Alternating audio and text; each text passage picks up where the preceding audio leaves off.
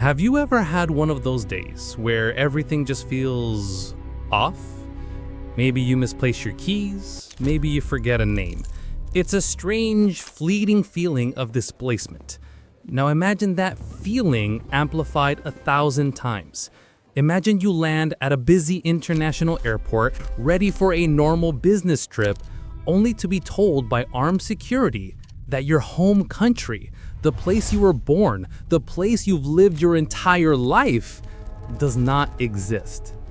This isn't the plot of a science fiction movie. This is a story, a report, an event, whatever you want to call it, that allegedly took place in 1954. It's a case file that remains one of the most baffling and chilling mysteries of the 20th century. This is the story of the man from Taured. The traveler smiles and hands it over. Officer Hachia opens the passport, and he freezes. The document in his hands looks real. It feels real. It has the correct weight, the right texture. It bears an official-looking crest, but the country of issue is one he has never seen before. Printed in bold, official font are the words, "The Principality of Taured." Officer Hachia looks up from the passport, his eyes narrowing. He looks at the man. "Excuse me, sir, where did you say you were from?" The man replies fluently, first in French, which was common for international travelers at the time. "Je viens de Taured. I come from Taured." The officer, not fluent in French, asks in basic English, "Your country, what is it?" The man switches, to the officer's surprise, to functional, polite Japanese. "Taured desu. Kuni desu." It is Taured, my country. This immediately raises a red flag. A foreigner speaking Japanese in 1954 was not unheard of, but it was unusual. And it was a classic sign of an intelligence operative. Hachia's suspicion hardens. He looks back down at the passport. It's filled with stamps. Stamps from France. Stamps from Germany. The traveler smiles and hands it over.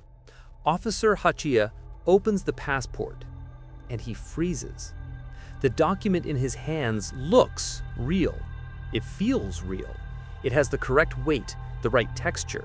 It bears an official-looking crest, but the country of issue is one he has never seen before. Printed in bold, official font are the words, "The Principality of Taured." Officer Hachia looks up from the passport, his eyes narrowing. He looks at the man.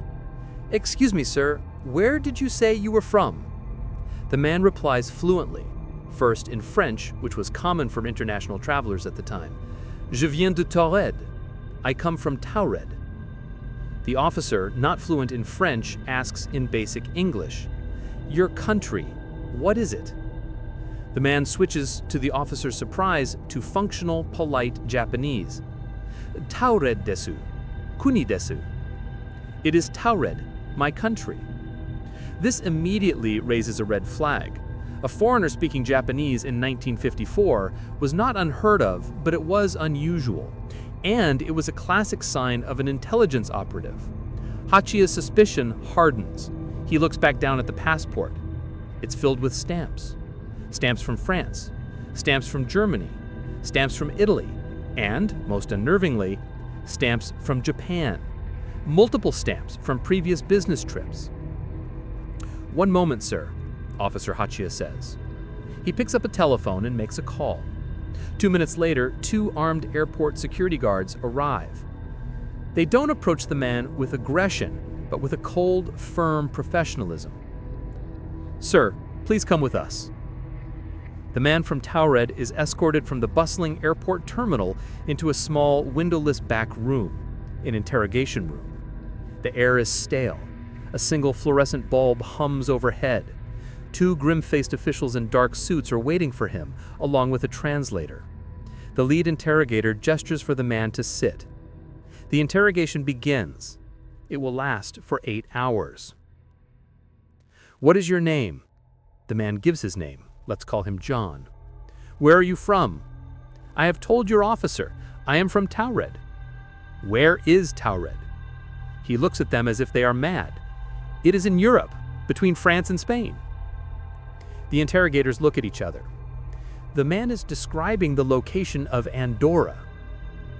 Sir, the lead interrogator says, his voice flat, there is no country named Taured. Are you referring to Andorra?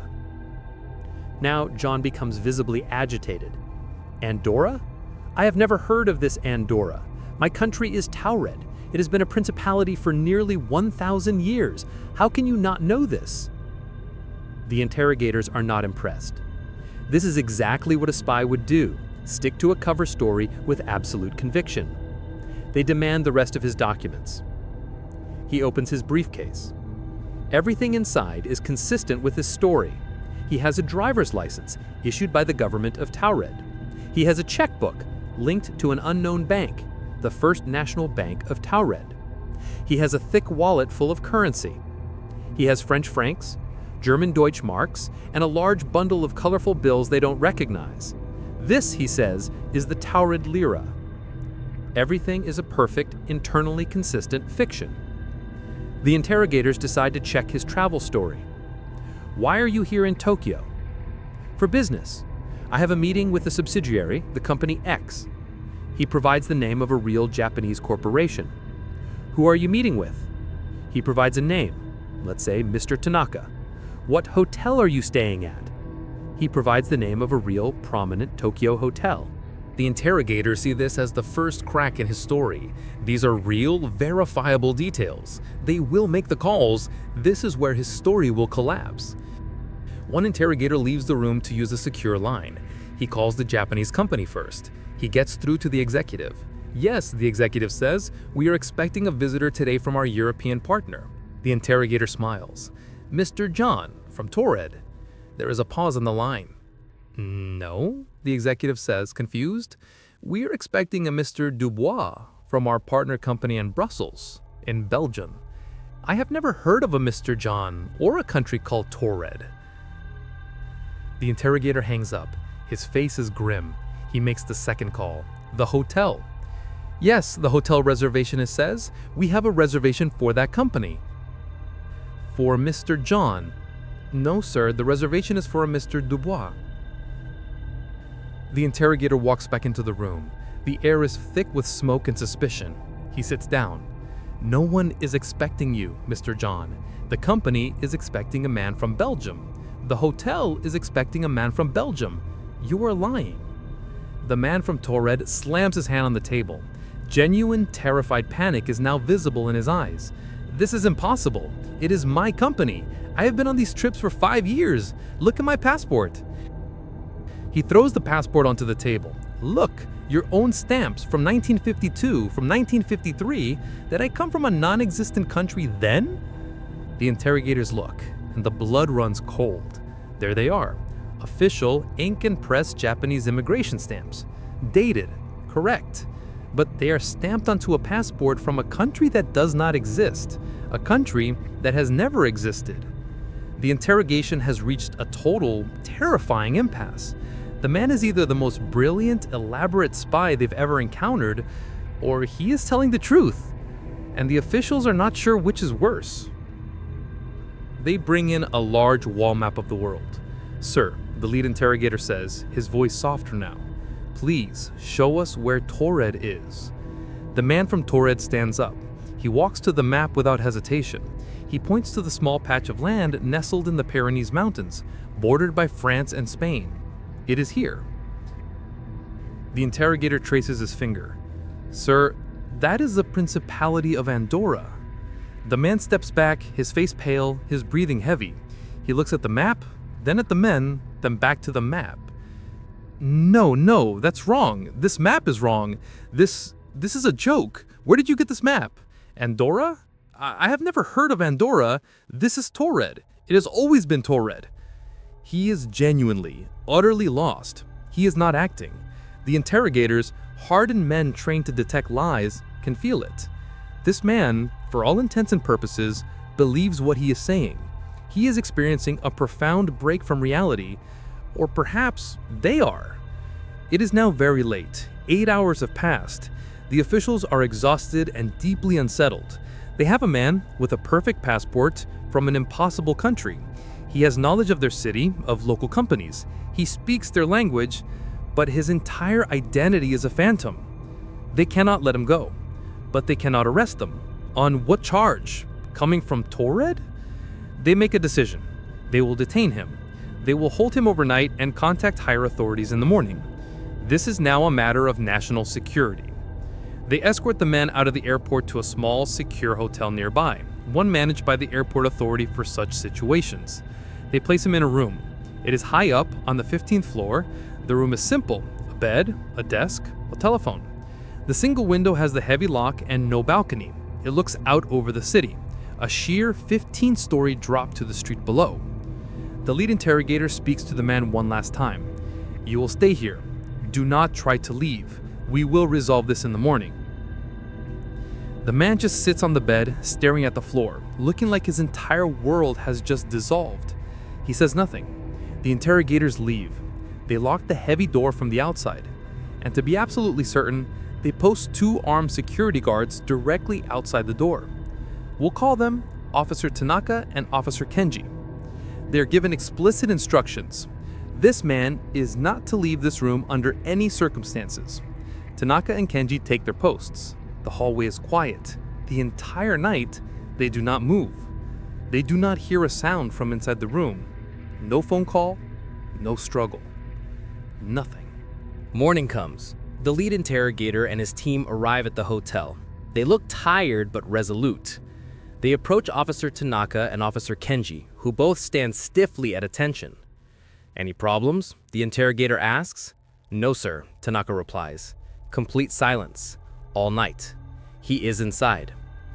The interrogator nods. He takes the key, inserts it into the lock, and turns. The door clicks open. He pushes the door. The room is empty. The interrogator freezes on the threshold. He walks in. Tanaka and Kenji follow, their hands on their weapons. The room is pristine. The bed is neatly made, as if no one had ever sat on it.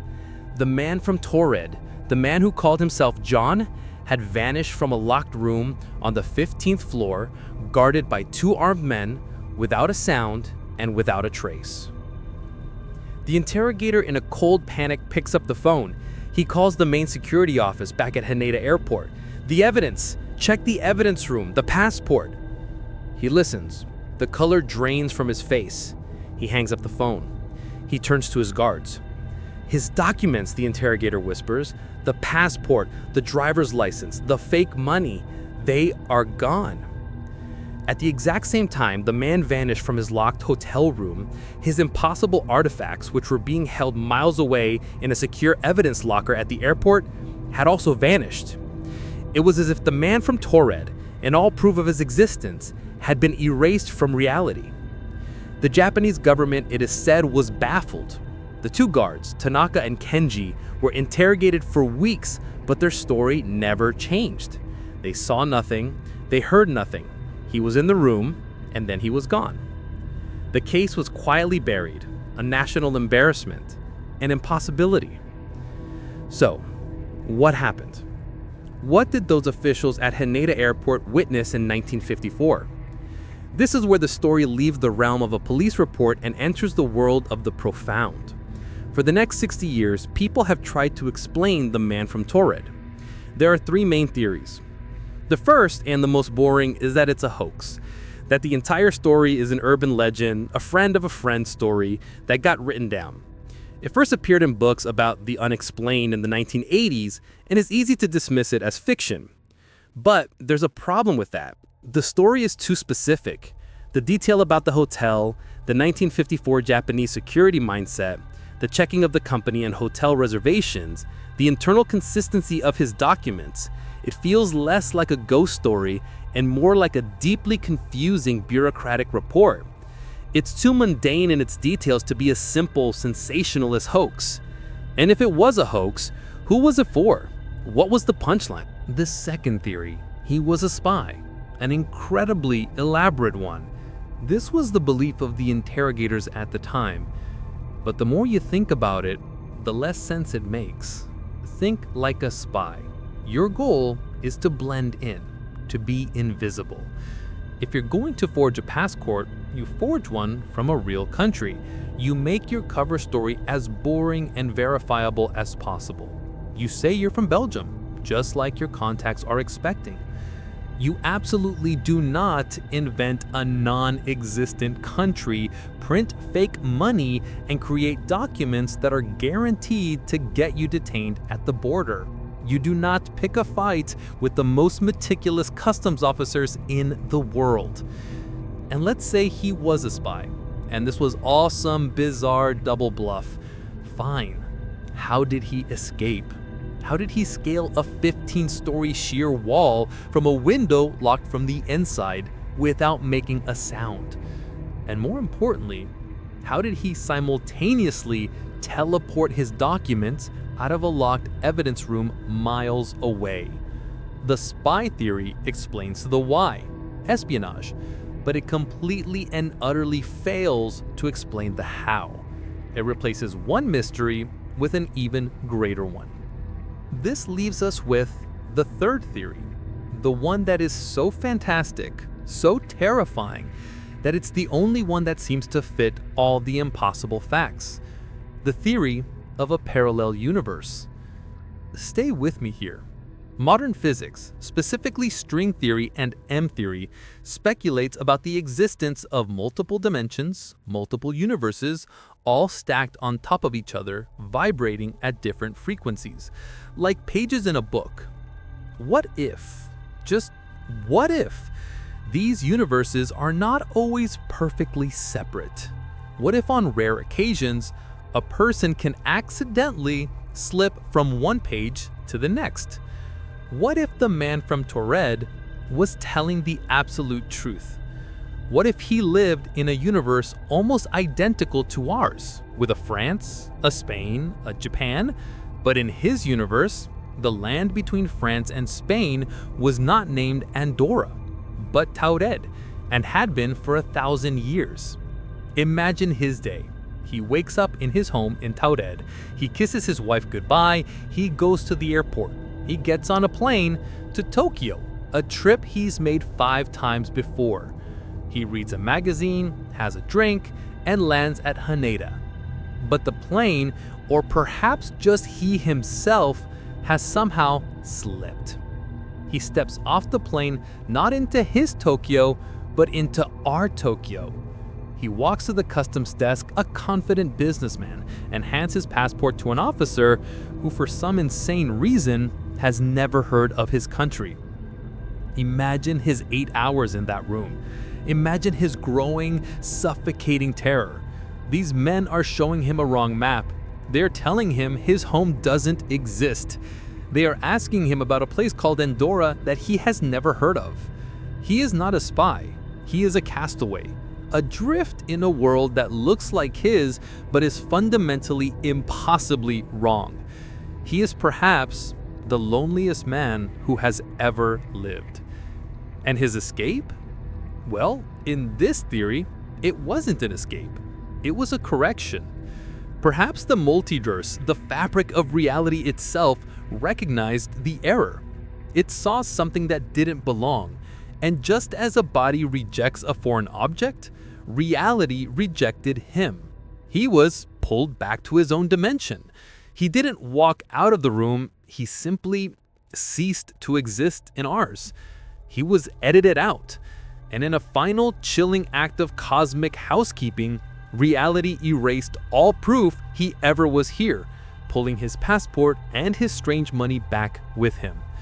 So who was the man from Taured? A ghost? A spy? A hoax? Or was he the most terrifying thing of all? A tourist? A simple man who took a wrong turn at the crossroads of reality and gave a handful of Japanese officials in 1954 a glimpse into an abyss, a glimpse of a world just next door that is not our own. And it leaves you with one final unsettling thought. If he slipped into our world, who or what has slipped into ours and stayed?